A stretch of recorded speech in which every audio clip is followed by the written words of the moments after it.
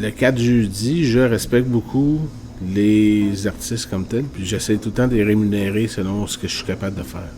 Mais pour nous, la chose la plus importante, c'était de tout le temps l'offrir gratuitement à la clientèle. J'ai peut-être des lunettes roses, là, mais moi, je fréquente quotidiennement et religieusement le Vieux Hall depuis 2000-2001. Puis je trouve pas que on a changé de vibe. Je trouve que les gens ont peut-être compris notre vibe.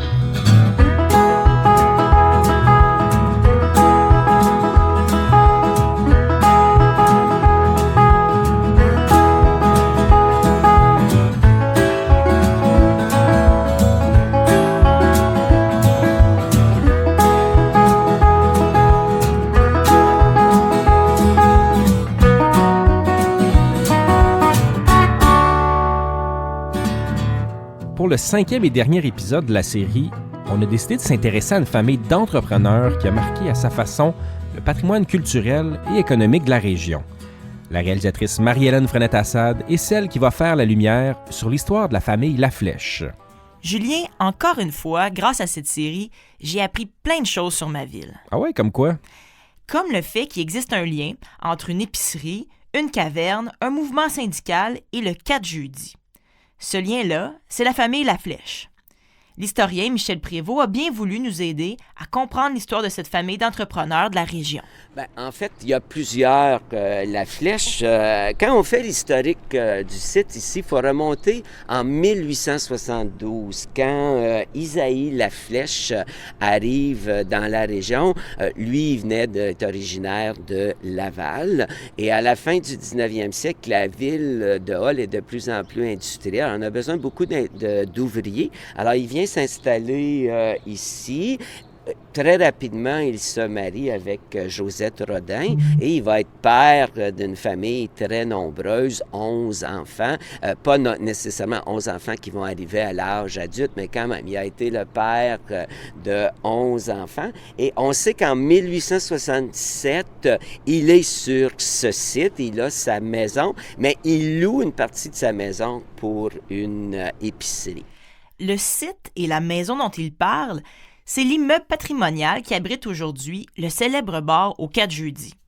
Comme pour beaucoup de jeunes et d'artistes de la région, le 4, comme on l'appelle, a été un endroit très important dans ma vie. Mais ça, on va en reparler plus tard dans l'épisode. Parce que comme l'a dit Michel Prévost, avant d'être un bar reconnu pour sa programmation culturelle, ses spectacles sur la terrasse et ses expositions, le 44 rue Laval était une épicerie. Et en 1880, le commerce des Laflèche, comme 435 autres bâtiments de Hall, vont brûler. Et là, ben, il va reconstruire en 1800. En fait, quand il va reconstruire, là, c'est intéressant, en 1880, il décide de devenir lui-même épicier. Mais malheur, un nouveau malheur, en 1886, l'épicerie brûle. Et en fait, c'est ça l'histoire de Hall. S'il y a bien quelque chose qu'on sait sur l'histoire de Hall, c'est que la ville a souvent brûlé. Oui, 3 grands feux ont détruit des centaines de maisons en 1880 et 1888 à Hall. En 1900, après avoir vu son épicerie détruite par les flammes à 2 reprises, Isaïe Laflèche la reconstruira pour une dernière fois, mais cette fois-ci en briques. L'épicerie Laflèche va devenir une importante institution dans la région, tout en restant une entreprise familiale.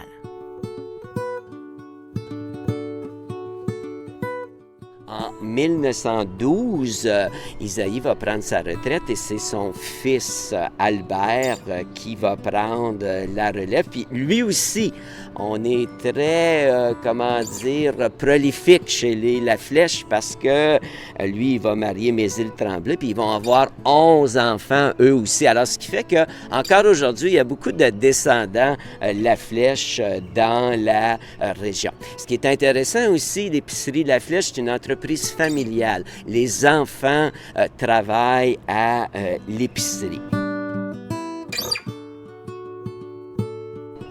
L'épicerie Laflèche, ça, c'était au premier étage.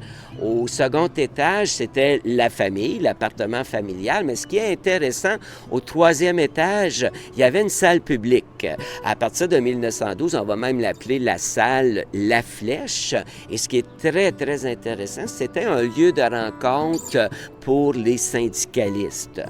La ville de Hull, comme elle était très industrielle, va être une ville précurseur pour le monument, le mouvement syndical au Québec. Puis, c'est même ici qu'on va créer l'Association ouvrière de Hull, qui est l'ancêtre de la CSN, la Confédération des syndicats nationaux.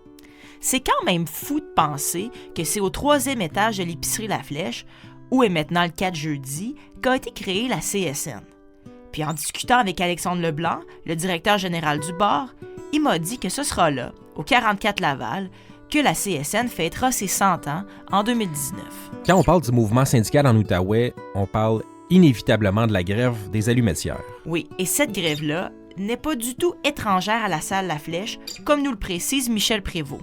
Énormément de syndicats entre 1912 et 1920 et c'est intéressant de savoir qu'on doit avoir beaucoup discuté de la première grève des allumetières. C'est une des premières grèves de femmes au Québec. C'est pas la première grève, contrairement à ce qu'on a déjà écrit, mais c'est une grève qui va être dirigée par une femme. 1919, malheureusement, on en parle beaucoup moins parce que c'est la grève de 1924, là, dirigée par Donalda Charon, qui a duré plusieurs mois contre la EBIED. Et c'est vraiment une grève qui est dirigée par une femme. Et finalement, les allumetières vont gagner en 1924, mais malheureusement, la EBIED ne digérera jamais sa défaite. Puis en 1928, on va déménager à Pembroke, en Ontario.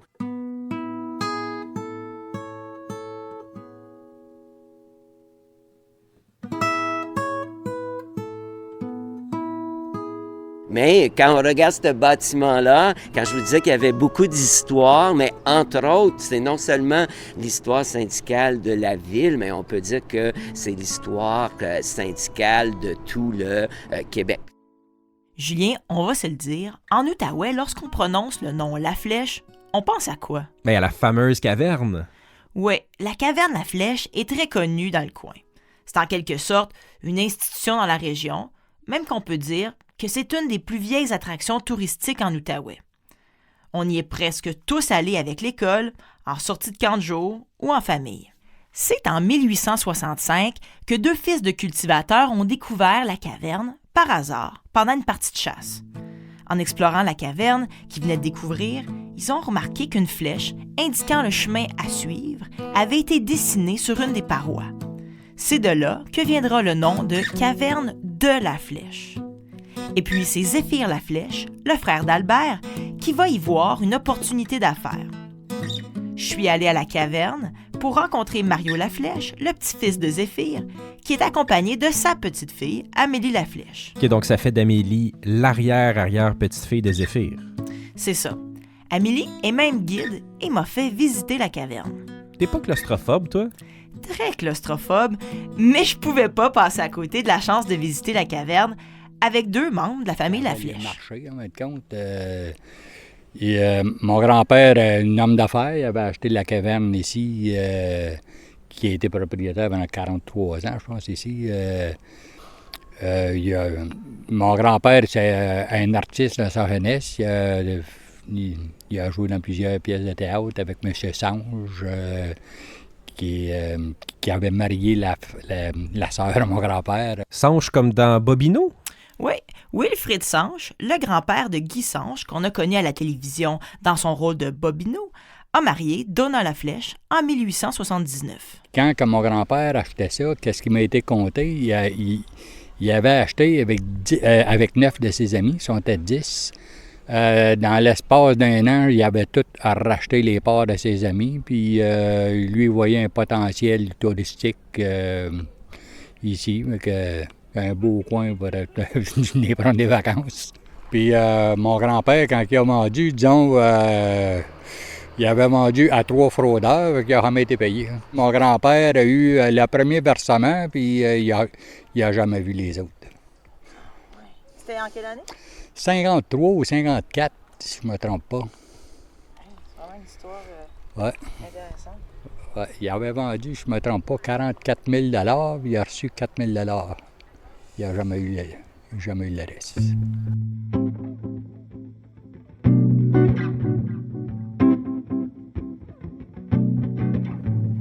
OK, là, il faut mettre nos casques? Oui. OK, on va aller mettre nos casques pour aller dans la caverne. Ça, c'est la grande salle? Oui. C'est la grande salle. C'est ici que des fois, il y a eu des messes, qu'il y a Oui, eu de la musique, exactement. chorale. Dans son histoire, la caverne La Flèche s'est distinguée par sa programmation culturelle. Ça peut peut-être sembler surprenant, mais au cours des dernières années, des spectacles de théâtre comme La Cavea de Frédéric Gauthier ou encore les très populaires concerts de chant de Noël ont été présentés dans la grande salle de la caverne La Flèche. Dans le fond, quand on visite la caverne, normalement, on passe par le tunnel artificiel. On visite dans le fond de la cheminée et puis on remonte par les escaliers pour finir par ici.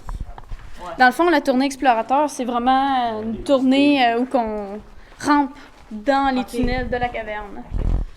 Je vais laisser faire. Bon, je vois que t'es pas allé explorer trop loin dans la caverne. Non, je suis restée en surface le plus possible.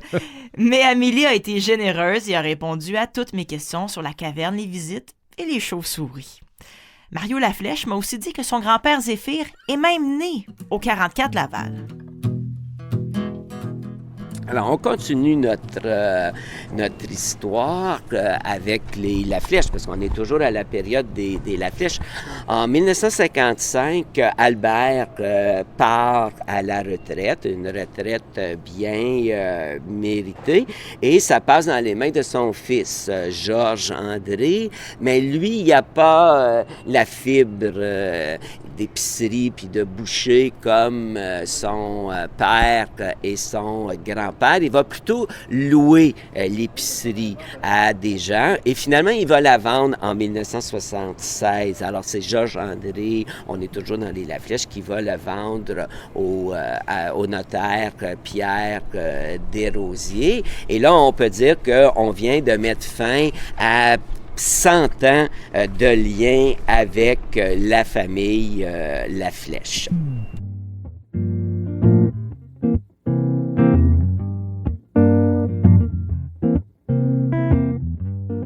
Monsieur Desrosiers va pas garder le bâtiment et c'est là que l'histoire pour nous devient très intéressante. En 1978, là, le bâtiment connaît une vocation totalement différente. C'est en 78 que débutera l'ère au 4 jeudi de l'édifice. Deux très jeunes entrepreneurs dans la vingtaine ont d'abord voulu créer un café. C'est difficile de se l'imaginer aujourd'hui, mais François Fortier, cofondateur du 4 jeudi, me disait qu'il y a 40 ans, c'était impossible de trouver des cafés pression de qualité dans le vieux hall. Le lieu s'est transformé en bar au cours des années, mais on dit qu'à l'époque, c'était un café un peu hippie. Rapidement, une clientèle fidèle, parfois marginale, s'est approprié les lieux. J'en ai parlé avec Alexandre Leblanc, l'actuel DG du 4 jeudi, qui m'a raconté ses premières sorties dans le vieux hall avant même d'y travailler. Je travaillais dans une base de plein air. Fait que on prenait d'assaut le 4 jeudi dans ces années-là, quand on sortait du bois après 2 semaines puis qu'on avait le goût de prendre une bière. Puis on s'apercevait que c'était définitivement plus notre style de gens qui allaient au 4 jeudi que le bop et le bistrot à l'époque. Fait que c'est pour ça qu'on a commencé à se tenir là. C'est la gang avec qui j'étais pendant les étés.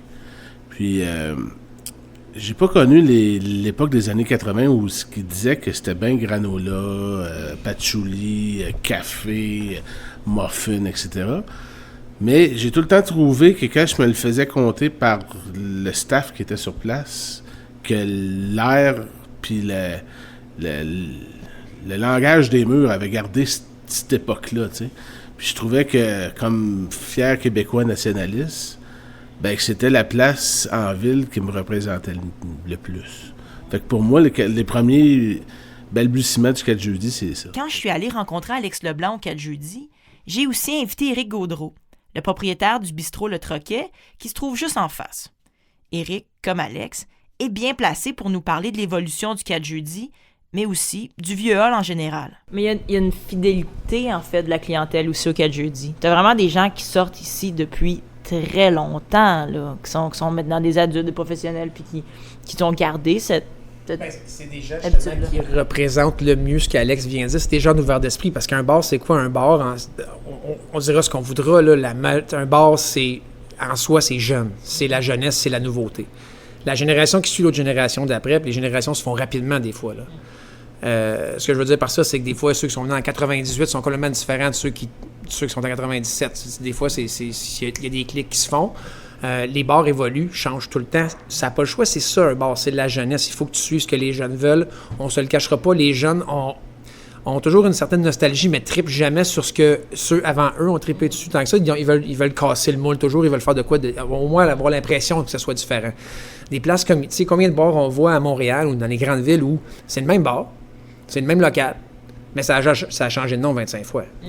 Donc, exactement. Puis ça, fait que il y a deux façons de faire des affaires, en fait. Tu peux faire des affaires pour faire bien de l'argent, mais pour le but premier, c'est ça, puis c'est toujours ça un peu. Un ne va pas sans l'autre. Mais il y a du monde qui font ça pour l'amour aussi, pour triper. Puis je pense que c'était le cas de François, il a fait ça longtemps. Donc, mais c'est un bar. Fait que ça n'a pas le choix de changer, d'évoluer, de suivre. Comme là, la mode, les jeunes écoutent beaucoup de rap. T'sais, la mode est au rap. Moi, j'entends souvent les gens me dire, on va dans ton bar, puis là, c'est plein de rap. Je dis, ouais, mais présentement, le feel, le vibe, le buzz, là, ce qui joue sur YouTube, ce que les jeunes cliquent dessus, là, ben c'est ça. C'est sûr que ça dérange, on ne trippe pas, on aimerait mieux aussi que ça, mais moi, j'aime mieux leur faire entendre des nouveautés, que ça évolue. Puis là-dedans, comme Alex disait, comme le 4 jeudi m'a montré en faire et m'a grandement influencé, c'est à l'intérieur de ça, c'est if you can't beat them, join them. Donc, mais écoute, il va falloir écouter ce qu'ils veulent entendre, sauf qu'à l'intérieur de tout ça, rentre-leur un nouveau groupe de Gatineau qui pogne bien, qui est le fun, de la bonne musique. Il va falloir découvrir ce groupe de New York-là, qui est un peu underground, qui est le fun. Puis c'est là que tu piques des curiosités.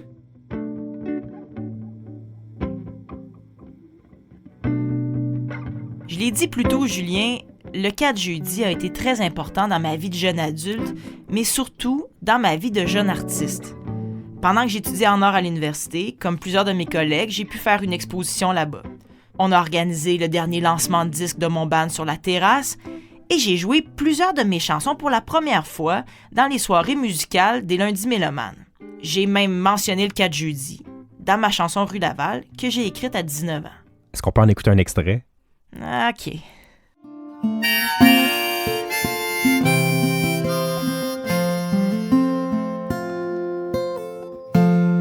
On s'habitue aux gens partis. Mais aujourd'hui, je me suis surpris à te chercher au 4 jeudi. Les artistes ont toujours eu une place de choix dans le bar de François Fortier. Et de même que d'avoir des musiciens tous les dimanches, puis même à tous les jeudis, on avait des musiciens, on a réalisé des thématiques, que ce soit dans le jazz, dans le rock, etc. De même que les expositions, alors on appelait ça art en bar, et il y a eu toujours un coordonnateur, c'est-à-dire qu'un artiste connaissant, lui devenait coordonnateur, c'est-à-dire qu'il allait trouver les artistes et puis programmait les différentes expositions pour les mois à venir. Donc, on a eu beaucoup d'artistes. Souvent, c'était des locaux, c'était des Hulois, Huloises qui amenaient leurs œuvres d'art pour un mois ou 3 semaines. Et puis, on faisait souvent un vernissage. Et puis, leurs familles et amis pouvaient venir constater le programme d'œuvres d'art de l'artiste invité. Julien, est-ce que tu sais d'où provient le nom au 4 jeudi? Ah non, pas vraiment. Je savais pas moi non plus, mais ça m'a comme toujours chicoté un peu. J'en ai donc profité pour demander à François d'où ça venait. On a dû faire une demande à la ville de Hull à l'époque pour y aménager ce type de commerce. Et à l'époque, la ville de Hull demandait un certain nombre de stationnements qui devaient être offerts. Par exemple, pour un lieu ayant une possibilité de recevoir peut-être 50 personnes, ben, ils nous demandaient à peu près l'équivalent de 20 cases de stationnement. Alors pour nous, c'était pratiquement impensable d'être capable d'offrir ce stationnement-là.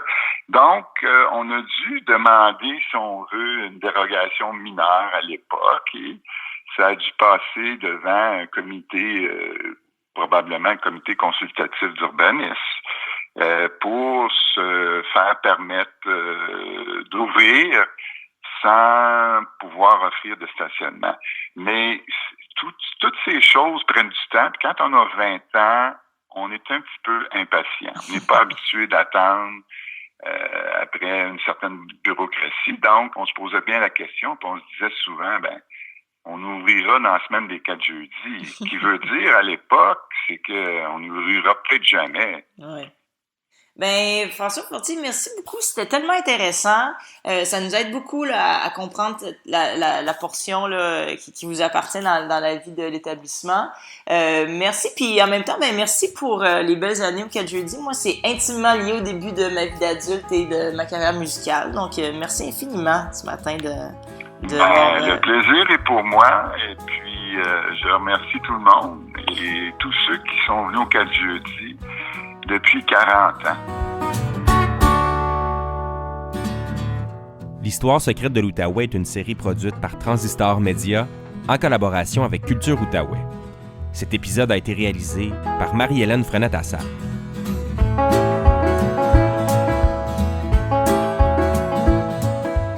Découvrez d'autres histoires secrètes du patrimoine culturel de l'Outaouais sur la Fabrique culturelle ou dans toutes les applications de balado-diffusion.